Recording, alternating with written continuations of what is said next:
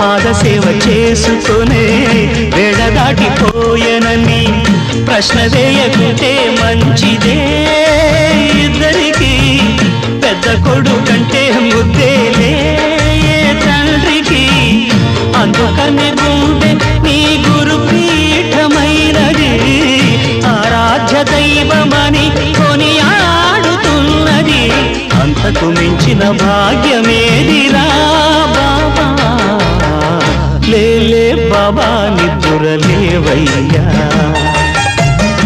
ఏలే స్వామి మేలుకోవయ్యా. రవితేజ కిరణమే నీ శరణు కోరుతూ చరణాలను చెరగ తలుపు తీసెరా బాబా. లేలే బాబా నిద్దురలేవయ్యా, ఏలే స్వామి మేలుకోవయ్యా.